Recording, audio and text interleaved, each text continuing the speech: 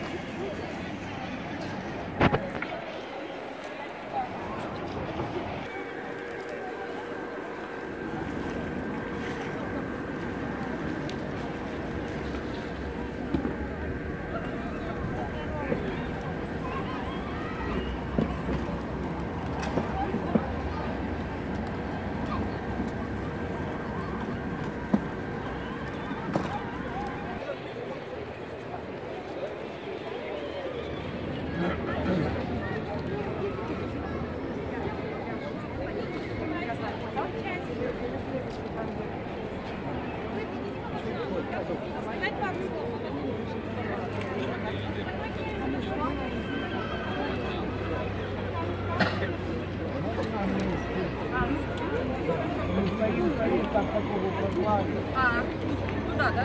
Да, туда. Кто здесь крайний? Здесь, да? Алексей Иванович.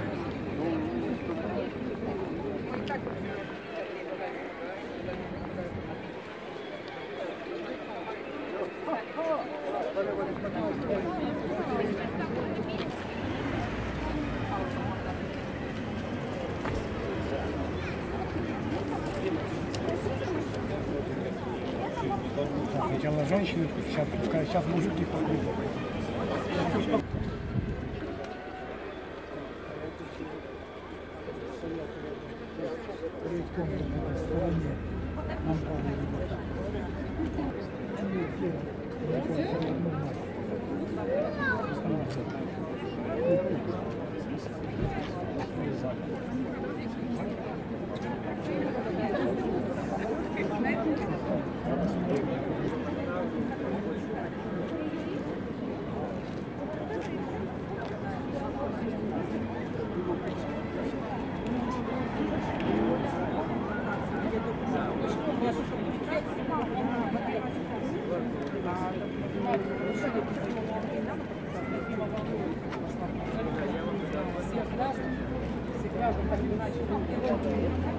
Задействовать это, ребята. Действующие работники и их дети. Абсолютно большинство недовольны, потому что любой здравомыслящий человек не будет желать себе зла. Да? За только те, кто сами разработчики партии «Единая Россия» и психически ненормальные люди. Да? Кто может себе пожелать плохого будущего? Именно находятся те, кто их оправдывает. У нас мы слышим пропаганду с экранов телевизоров, и у нас говорят, что это благо, что люди хотят работать, что повысятся пенсии, но никаких финансовых расчетов никто не предоставил. И в проекте закона нигде более ничего не говорится о том, что пенсии повысятся. Более того, они сейчас повышаются, каждый год повышаются пенсии. Только их сжирает все это повышение инфляция, цены, рост цен, рост тарифов. Поэтому сегодня только разговор о повышении пенсии. А если сходить на кладбище и посмотреть, во сколько люди умирают у нас и вообще в целом по стране, какой средний возраст, большое количество умирает до 60 лет, то есть они вообще не доживут до пенсии. А у нас проводят аналогию с западными странами. Сразу. Европейские страны, Франция, Англия, все. 3 года. Пенсионный возраст выше, но там и уровень жизни лучше. Да ладно. Живут средний возраст продолжительности жизни мужчин. То есть после выхода на пенсию в среднем он проживет 3 года. О чем еще можно говорить? Тем не менее, 63 региона поддержало данную инициативу. том числе и наш Госсовет, Президиум Республики Коми поддержал. А почему поддержал? Потому что там представители партии большинства, партии «Единая Россия». И они выполняют то, что им спущено сверху. И наша администрация. Тем не менее, в Госдуме еще будет рассматриваться. Партия ЛДПР сделает все возможное, чтобы как можно более смягчить данный закон. У нас вообще своя, свои предложения будут свои поправки. Накопительная пенсия. Потом все это объяснили. ЛДПР предлагает свой вариант. И мы будем вносить поправку в закон. Это твердая сумма за каждый рабочий год. 1000 рублей. Вот отработал 20 лет, 20 тысяч. 30 лет отработал, 30 тысяч. И так далее. И гибкий вариант выхода на пенсию. Хочу ее в черный список. Если человек хочет работать дальше, пускай работает, пускай не выходит на пенсию, но пенсия гарантированно должна быть у него выше. Даже отработал на 2 года больше, и пенсия, значит, больше. Но в обязательном порядке, да, когда у нас через 10 лет Вообще работающим пенсионерам были. уходить на пенсию, после этого жить всего несколько Считают, лет, что мы богато живем. и говорят, что повышается продолжительность жизни. Хорошо, Ну, а кто знает, что будет Так мне он через детям год, надо через 2, помогать. через 10 лет. Потому что у всех ипотеки.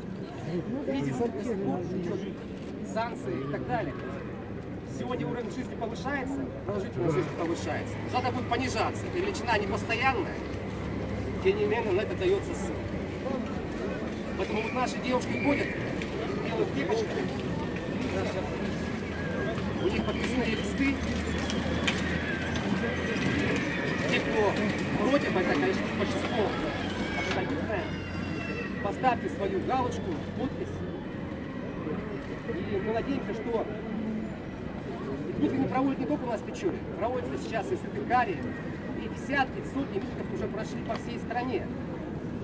Просто это все замалчивается. Наши центральные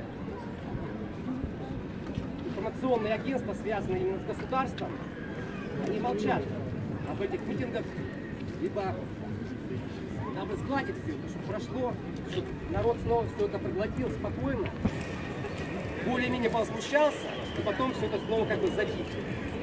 Но мы же для чего собрались? Чтобы высказать свою позицию. Потому что мы, если каждый будет отсиживаться дома, будет молчать, то тогда, конечно же, все примется, раз никто не возмущается. Все примут, все повысят, и тарифы, и пенсионный возраст, и налоги, и цены на бензин и так далее. Поэтому чем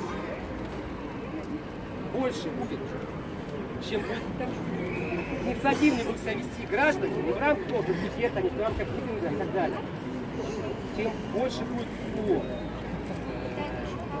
у нашего руководства страны задуматься, проанализировать ситуацию, потому что никому не хочется, так сказать, каких-то социальной напряженности в обществе. Поэтому у нас, если Госдума примет,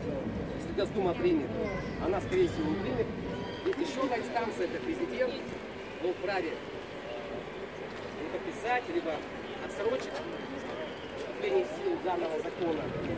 Потом мы будем надеяться, что все-таки возмущение народное будет слышно. Это не просто возмущение, это здравая логика, потому что, смотрите, как можно повышать пенсии, когда такой уровень жизни, особенно в селах, здесь населенных пунктах. Там вообще, там нет работы. Там, может быть, люди хотели бы работать, но там негде работать. Да и здесь нет. Сначала создайте рабочие места. Боритесь с коррупцией, боритесь. С вывозом капитала за рубеж. С серыми зарплатами, которые, вон, все наши российские магазины, продавцы получают серые зарплаты. Серые зарплаты. Сейчас на предприятиях платят серые зарплаты в конверт. Половина. Минималка по официально становится конверт. Поэтому самый простой выход, конечно же, повысить тарифы, повысить налоги, повысить цены на все остальное, повысить пенсионный возраст. Самый простой выход решения. Но есть другие варианты решения. Они есть, и они должны обсуждаться. Обсуждаться, а не так вот взяли, спустились сверху, подняли на 10 лет, потом вообще пенсия отбили, потом возьмутся за льготников, потом возьмутся за военных, за правоохранительных и так далее. Всем подымут. Всем подымут, если не будет диалога с обществом, если не будет нормального обсуждения данного вопроса. Поэтому надеюсь, что все будет хорошо. Да? Слово представляется представитель профсоюза Алексею Артееву. Так, здравствуйте, товарищи. Ну, все, что было сказано, полностью поддерживаю. По своей должности мне приходится очень много общаться как раз с обыкновенными гражданами, с работниками. Не знаю ни одного человека, который бы поддерживал данное повышение пенсионного возраста. Хотя та же самая Привада-центр и другие общественные организации, которые проводят опросы, показывают о том, что 90% населения не поддерживает, но находятся какие-то люди, которые поддерживают данное. Да это все левое. Но это люди, Специально подписано. я не знаю, но вот и в моем окружении таких людей нет. Самое грустное в этом положении — это способ решения подачи этой проблемы. То есть лето, все в отпусках, у нас идеально, и без всякого там объявления фактически войны закидывается законопроект о повышении пенсионного возраста. И основания для повышения этого пенсионного возраста, ну, у правительства, мягко говоря, очень странные. То есть у них там одним из самых важных доводов о том, что вот уже говорили, Европа вся уже повысила. И мы должны повысить. Весь парадокс заключается в том, что мы, когда надо, мы почему-то хотим себя приравнять к Европе. Ну а когда не надо, мы не хотим себя приравнять к Европе. Если мы хотим жить по европейским законам, давайте жить по европейским законам. Давайте у нас будет пособие по безработице. Не 850 рублей, как у нас сейчас. Люди на центр занятости просто не встают. Ну потому что на проезд на дорогу он потратит больше, чем он получит это пособие. 850 рублей, ну это что такое? То же самое пособие по безработице где-то в Европе, 800 евро. Давайте сделаем зарплату, как в Европе. Давайте сделаем дороги, как в Европе. Уровень медицинского обеспечения, как в Европе. Давайте сделаем зарплаты, как в Европе. Пенсии, как в Европе. Вот этот миф, который нам говорят о том, что вот сейчас посмотрите на телевидение. У нас что на телевидении? Мундиаль, понятно, святое дело.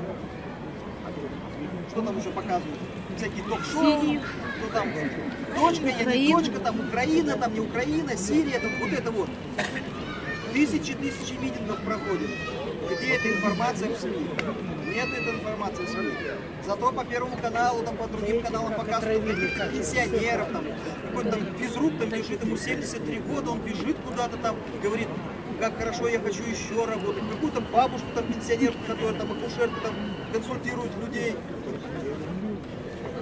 Вот поверьте мне на слово, у нас вот самый главный довод это, что люди хотят работать и работают. Так у нас сейчас в Трудовом кодексе и нигде нет такого права, что тебе стало 60 лет и тебя выкинули с работы. Работайте, пожалуйста. Нет в Трудовом праве такого у нас законодательства. Но у каждого у нас есть право. То есть я в 50 лет вышел на пенсию, у меня уже пенсионные основания наступили, и я уже сам выбираю, когда мне выходить на пенсию. Есть у меня здоровье, буду работать до 60. Есть здоровье, до 70 буду работать. А нету здоровья. Ну, я написал заявление, ушел и спокойненько занимаюсь своими делами, своим здоровьем. А тут получается, что я вынужден буду работать до 65 лет. Вынужден. И поверьте мне, опять же, вот много общаюсь, в том числе с пенсионерами. У нас пенсионеры работают не потому, что они хотят, большинство пенсионеров хотят работать, потому что у нас у этих бедных пенсионеров есть дети, которые закончили институт, они не могут трудоустроиться, а если они трудоустраиваются, им платят какую-то минимальную зарплату в размере 20-30 тысяч, а ему нужно квартиру, ипотеку, детей покупать. Эти работающие пенсионеры, вот таких примеров у нас масса, когда работающий пенсионер помогает своим детям платить ипотеку и прочее, прочее, прочее. Это нормально? Это ненормально. Сделайте пенсию пенсионерам 40 тысяч рублей, 45. Все пенсионеры дружно встанут и скажут: до свидания, я поехал отдыхать по миру, как это делает вся Европа. Вы посмотрите, вот я ездил там в Суздаль, еще куда-то там, в исторические города. Там одни пенсионеры на экскурсии ходят. Китайские, там, ну, европейские, кто угодно. Русских туристов нет. И пенсионеров русских там нет. Потому что они вынуждены или работать, или там на огородах зарабатывать. Поэтому вот эти вот все доводы правительства о том, что вот это необходимо, это миф. Это миф. И опять же, тот же самый пенсионер, там, физрук, который бежит, я-то понимаю, что у него есть и пенсия, и заработок. Если ему убрать эту пенсию, и он будет работать просто за заработок, Возмутиться. я думаю, что он не согласится на повышение пенсионного возраста. И та же та женщина, которая работает акушеркой, я думаю, что она работает не потому, что она хочет работать, а потому что на эту зарплату в 15 тысяч рублей нормальный врач после института просто не идет. Просто не идет. И эта бабушка там просто, ну, потому что некому работать.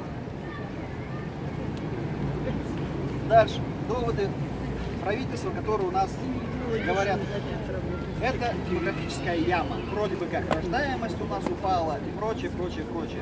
90-е годы. Да, наверное, этим можно термином оперировать, но вот опять же вернемся к той же самой Европе. У нас как был процентов на 80 труд ручной, он так и остался. В той же самой Европе создают высокотехнологичные места. Там уже многие рабочие места заменяют роботы. И при этом уже Европа рассматривает вопросы о том, чтобы платить людям, которые не работают, вот просто, вот он не работает, ему просто платить некий взнос там, в размере, там, вот Швейцария, вот, слышали, может, СМИ, просто платить деньги, потому что, ну, человеческий интеллект уже дошел до того, что работают роботы, потребляют ничего, а деньги, высвобожденные, можно платить людям. Зарплату им повышать, пенсии повышать и так далее. Поэтому доводы о демографической ситуации — другой вопрос. А если демографическая ситуация у нас выправится, нам пенсионный возраст снизит? Нет. Я думаю, нет. И никто об этом не задумается. Потому что это тоже очередной Хаджа Насреддин, там с каким-то эмиром, там, когда, ну, слышали, там, через 300 лет этот осел заговорит. Поспорил там на мешок золота. Все спрашивают Хаджу Насреддина: как так? Он же не заговорит. Через 300 лет или я помру, или эмир, или осел. Здесь то же самое. Через 30 лет мы там будем жить там в каком-то счастливом будущем. Дальше.